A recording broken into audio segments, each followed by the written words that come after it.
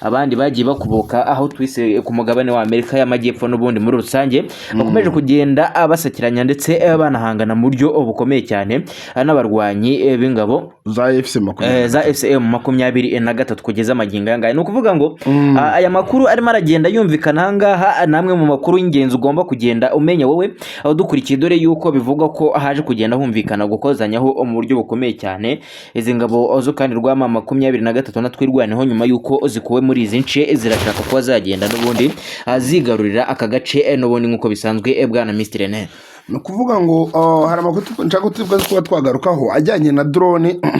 AFC 23 ku munsi w'ejo yamanuye muri bino bice, ndetse nkubwira ku makuru ajyanye n'ibitero bya drone bashishije abasirikare benshi ba 23 muri bino bice n'ubundi bya Kipupo. Turi kuba twagaruka ku makuru yumvikanye mu bice bya Minembwe Centre bwana Oze. Minembwe Centre kugera amagingo yangaya nimwe mu masantre akomeje kugenda yumvikanamo n'ubundi ikintu cyiswe imijugu rw'amakompora ikomeye cyane, ndetse mu gitondo cy'uyu munsi bivugwa yuko hagabwe ibitero by'amadrone atari makeya n'ubundi muri rusange. No kuvuga ngo abasirikare ba leta Kinshasa bongeye kwataka ndetse banatakana umujinya ukomeye cyane ndetse mwinshi mu gihugu toroshye yabe na gato hano ga bino bice bya Minembwe Centre batatse AFC 23 ndetse na MRDP twirwaneho akabuni ngiye kuba nagenda ndabavira imuzi ni muzingo. Nshaka ko turi kugaruka ku makuru yumvikanye mu bice by'umujyi wa Goma bivugwa ko wagoswa kugera amagingo yangaya n'ingabo za leta Kinshasa muri operation ndetse n'ibitero bikomeye cyane bari gupanga ko bagaba kuri FCM 23 bwana Oze. Ndagira ngo utubwire ku makuru udufite mu ntara Kivu y'Amajyaruguru, ubundi dutangire twanzike n'amakuru yacu. No kuvuga ngo ukiri muri uyu mujyi wa Goma, izi ngabo za guverinoma ya Kongo zirimo ziragenda zihagota, harimo haragenda hanumvikana andi makuru avuga yuko no murimo biragenda abyerekana yuko izi ngabo za guverinoma zirimo ziragenda zishaka kuba azakwigarura uyu mujyi wa Goma. Mu makuru mfite haravugwa yuko uyu mugabo Oise Joseph Kabila ari muri uyu mujyi wa Goma n'ubundi muri rusange aho arimo aragenda agirana ibiganiro mu buryo bukomeye cyane na bamwe mu bayobozi bakuru baherereye ahanga n'ubundi muri uyu mujyi wa Goma, ari nacyo kirimo kiragenda gituma bamwe mu basoda cyangwa se bamwe mu special force ku ruhande rw'ingabo za FARDC bivuga yuko ari gushaka buryo ki bashobora kuba bagenda bakagota imwe mu nyubako irimo iragenda iberamo iyi mishyikirano. Kuko barekorwa donc bashaka guhitana Joseph Kabila. Ibyo nakomeje kugenda mbyumva akaba n'amakuru tibwaze gufatira umwanya wo tukayesesengura neza 5 kwa 5 kugira ngo abadukurikirana bagenda babyumva. Rwango uwo bita Joseph Kabila ari muri target y'abagomba guhitanwa n'ingabo za AFC za guverinoma ya Kinshasa. Donc izi ngabo zo zishaka gukuraho ubu Joseph Kabila akora ko ahanini ushaka gusanga afite ubwoba bw'uko ashobora kuzakura cyangwa se agasenya ubutegetsi bw'umukuru w'igihugu cya Repubulika Demokarasi ya Kongo, ubwo na wundi ni Felix Tshisekedi Chilombo bwana Oze. Cyaho turi kwaze ko twajyana mu bice bya Rubaya ndetse hano nga Rubaya mining site hongeye hari amazu umwanya tuje na rusasu uri kumvikana yo, ariko kugera amagingo yangaya nakiriye amakuru avuga yuko hongeye kugabwaho ibitero kuri AFC 23 ndetse binavugwa yuko baje kuba bagenda bararasa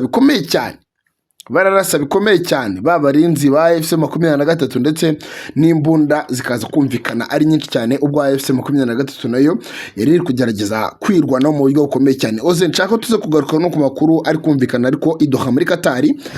nago twagaruka ku mirwano gusa idoha muri Katari ku biganiro biriyo ndetse n'ibijyanye n'amasezerano ashaka gusinywa n'ubundi muri rusange. Nshaka tuyagaruka tukareba ese ubundi aya masezerano ibyayo ni ibihe, tubwe ko twarebera hamwe n'andi makuru ari kumvikana mu gihugu cy'ubundi kwa Son Excellence Evariste Ndashimiye, kugira ngo dukomeze kugenda twapdatinga abantu mu karere k'iyaga bigari hose, ndetse tubwe ko twarebera hamwe ibyaje kuba byatangazwa n'igihugu cya Uganda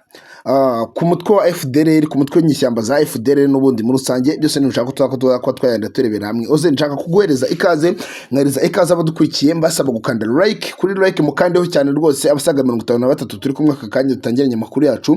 mukande kuri like, mukande subscribe kugira ngo dukomeze kwinjira mu makuru yacu n'ubundi 5 kwa 5 mwamaze ko mwagenda murakandaho ndetse mwandike ni mu mujwi muri kumva neza 5 kwa 5 muri comment section. Oze nshaka dutangirana amakuru yacu ariko tugahera Kipupu.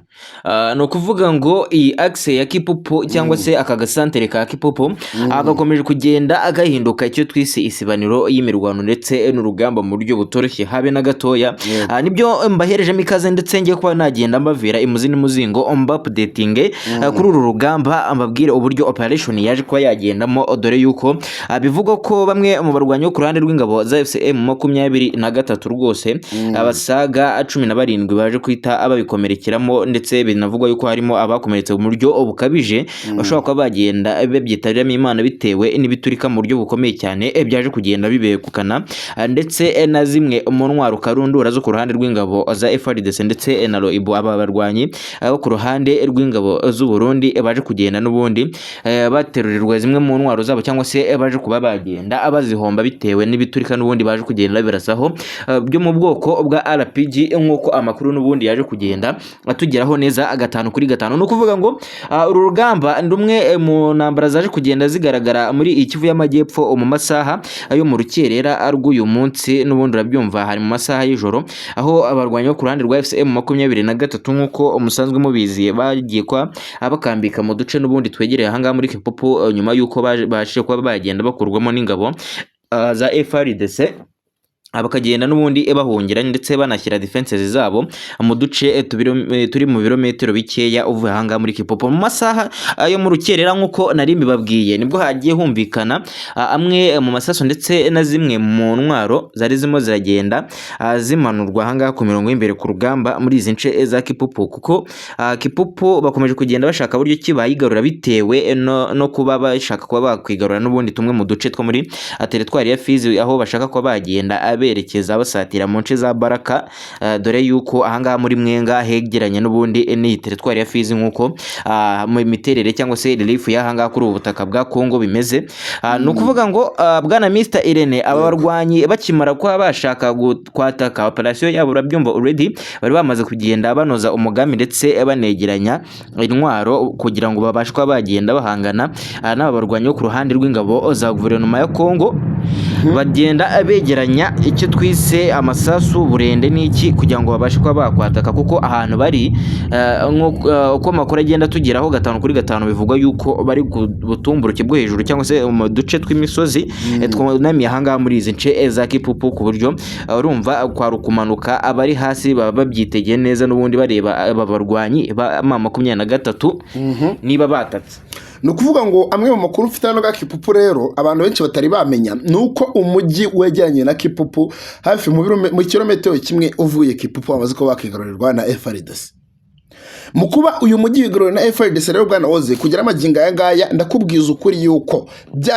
ni ukuvuga ngo ingabo za leta Kinshasa zikimara gufata uyu mujyi ajyanye na FARDC bakuyemo n'ubundi zingo za FCM23 zahise zohereza abasirikare bajya kugota ibirindiro bya Alliance Fleuve Congo biri Kipupu hose. Ku munsi w'ejo hari amakuru avuga yuko AFCM23 yakiriye ibikoresho by'urugamba